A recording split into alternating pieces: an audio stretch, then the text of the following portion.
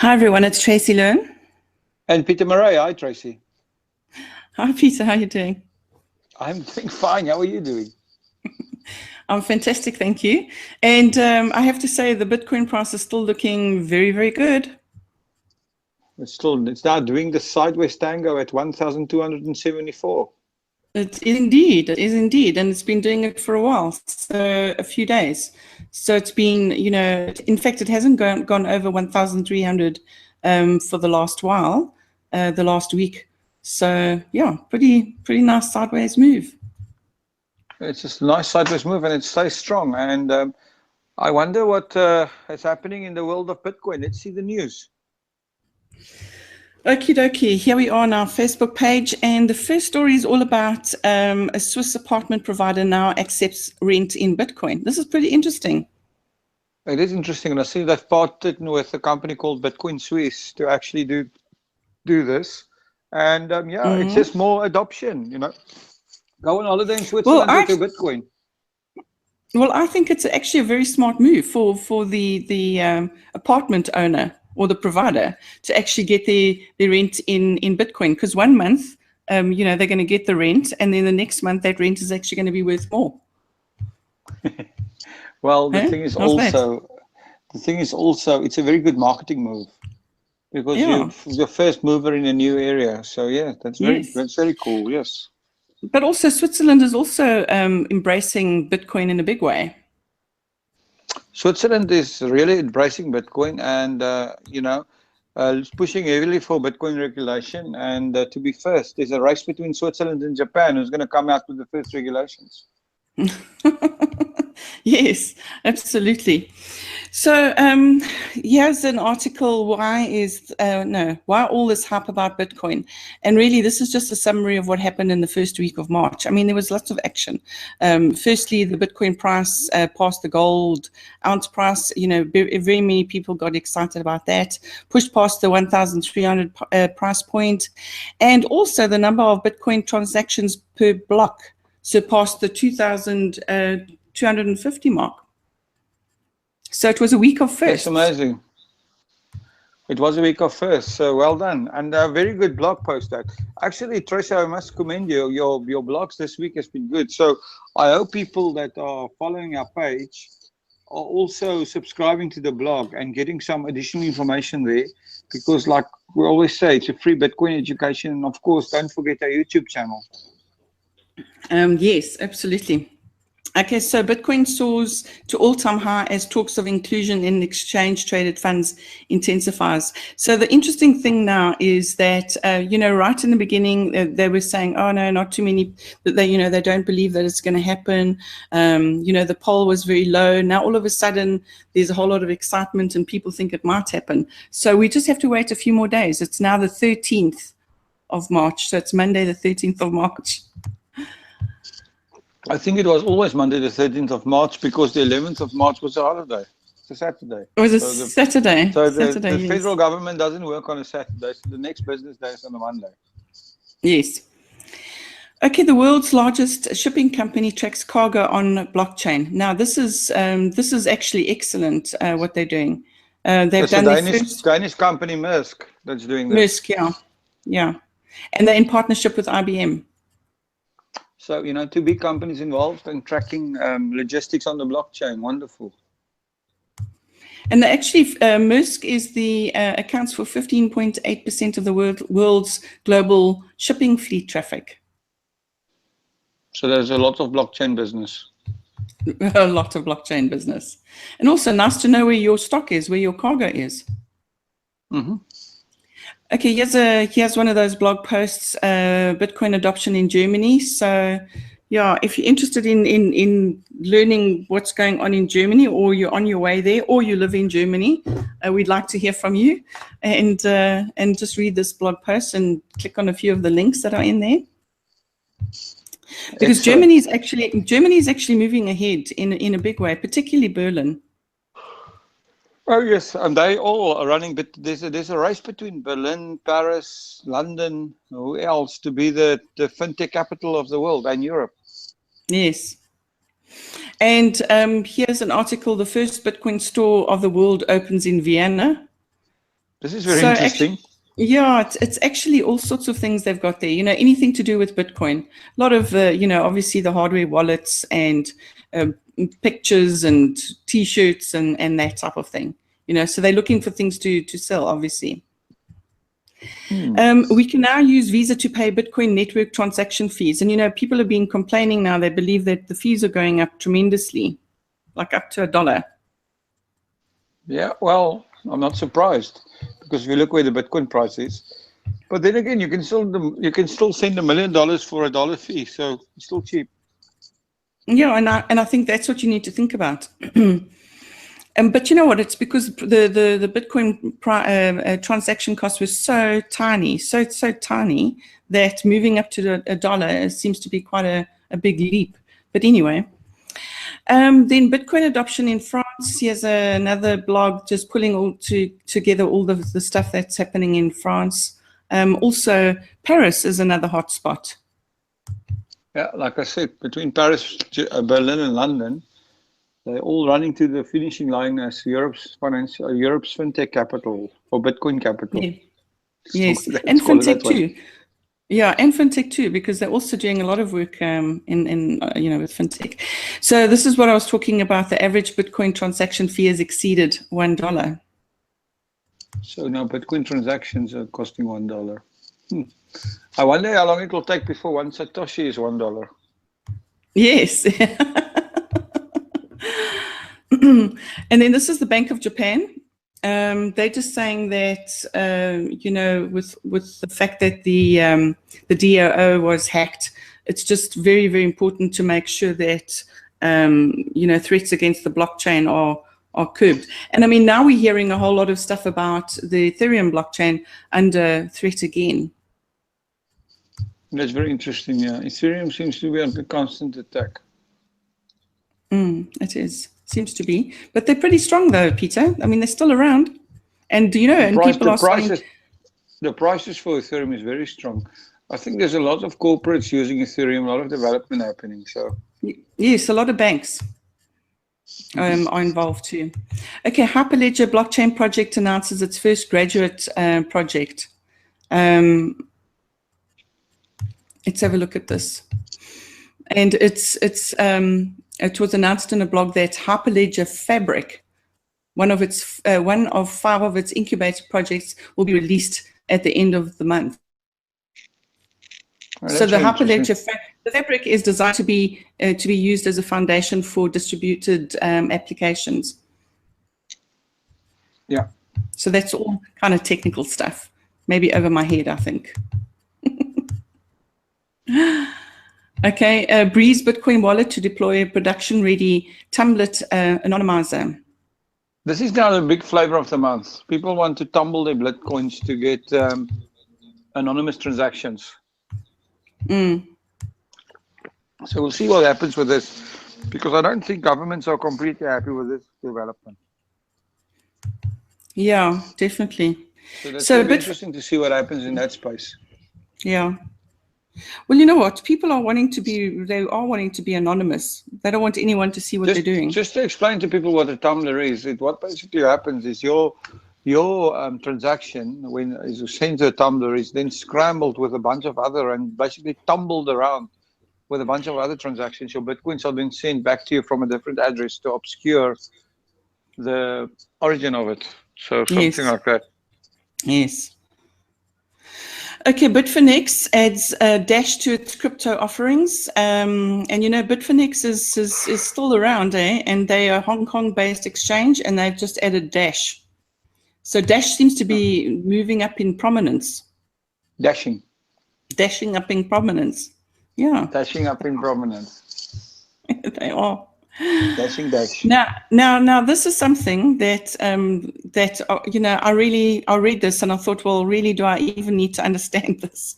Google, it's more urgent than ever to use Bitcoin's encryption. So can you just explain this Google encryption? Actual fact is what has happened. Yes, I know exactly. The banks and Bitcoin uses the same encryption, and this is the most popular encryption method at the moment. It's called SHA-256, and this is the top encryption available today. because the previous encryption that people used has actually been hacked by one of Google's supercomputers, and the code has been broken. So it's important that people move up to 256-bit uh, encryption, which is the one that all the banks and Bitcoin and everybody is using. So it's not Okay, really there you go. Bitcoin's encryption; it's a top encryption that is also being used by Bitcoin. Okay. All right. And Understand it a little bit better. that's the strongest encryption we have available today. And so encryption are still ahead of computing power, but as computing power increases, they'll probably have to upgrade encryption at some point. Yes. Well, I mean, it's never ending really, because technology changes all the time. Innovation happens all the time. So you have to, yeah, you just have to keep abreast of it, or ahead of the curve. Okay, so here's an explainer video all about, what happens if you lose your Bitcoins. Who can you call if you make a mistake on that transaction that you want to do? And then what happens to those Bitcoins? You can call your bank and ask for the money back. Yes. Yeah, exactly. So Nigeria, a bit of a Bitcoin hotspot. There's a lot of action happening up there. And the interesting thing is, I was at a blockchain conference last week, and the Nigerian, some members of the Nigerian Reserve Bank were there as well. And they are actually wanting to do conferences up there. They're completely embracing Bitcoin and blockchain. They believe that if they don't get involved, they'll sink. So a lot is going on over there. So quite an interesting blog as well. Very interesting. And also, Africa is very different, because they're actually saying that north of the Limpopo is, nothing is going on in terms of the blockchain and really very little Bitcoin. Having said that, they said that in terms of regulation, if in Africa regulates, it'll probably be as well, so it'll influence the others. So who knows, maybe Nigeria is the one to lead.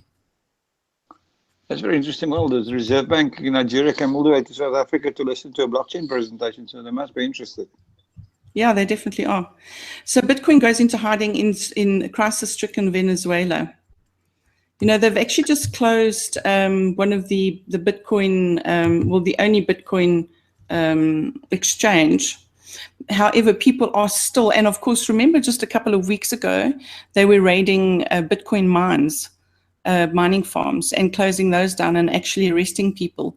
So there's a lot of there's a lot of bad stuff going on in Venezuela at the moment. I mean, the people are really suffering. Well, it's hyperinflation, The currency has just lost almost all of its value. So that's a problem. What we saw, that picture where people had to weigh currency to buy something. So yeah, that's amazing. Yeah. And then, there's all these different camps. Now we've got two camps.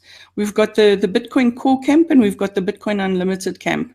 And, and they really are, what they are, what the issue is this whole Bitcoin scaling debate, and they can't seem to come to any agreement. But, obviously they're going to have to at some stage, because we need to have scaling of Bitcoin.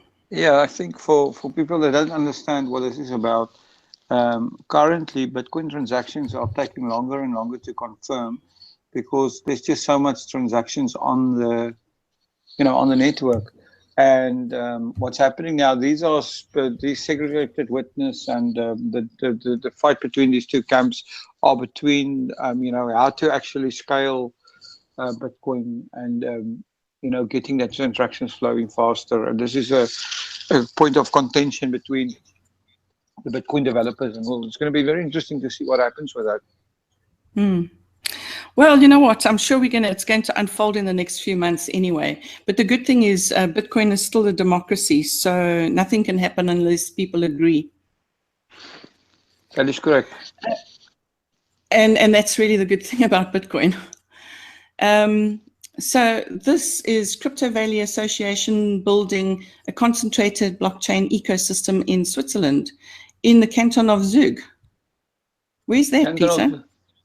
Canton of Zug is right in the middle between Zurich and Lucerne, in the right center, slap bang in what they call the middle land of Switzerland, where they have that crypto valley for a while, and this is the place that inspired me to get involved in Bitcoin. So very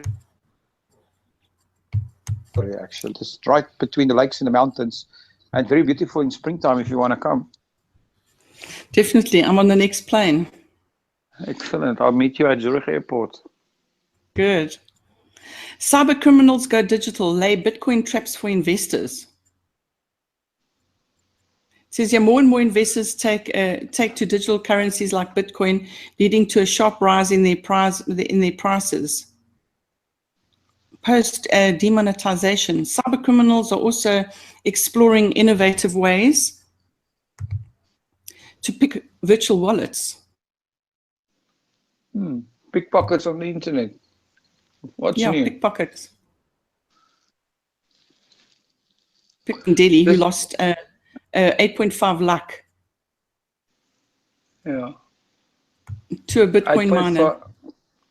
8.5 lakh means 100,000 rupees times 8.5. Yes. So it's quite a lot of money. A French Bitcoiner argues in the New York court, it's too early to regulate Bitcoin. Interesting that somebody is doing this. Well, I'm not sure why they took the guys to court or what the reason for the court case was, but it's an interesting point of view. Well, it's actually against BitLicense. Because BitLicense, it's been very, very difficult to get a license for a Bitcoin business in New York because of Bitcoin license. So, of course, companies or startups have been going outside of New York. Well, New York is famous for lawsuits about everything. So. Yes, and this was a thing I saw on Bloomberg today. Russian hackers said to seek hush money from liberal US groups. Apparently, these Russian hackers are targeting these groups in a new wave of attacks, and they are asking for Bitcoin. Very, very interesting. Extortion attempts. Ransom demands. How many times have you said that hacking and cybersecurity is the biggest threat in the new economy? This is true. Yes, it is. Absolutely.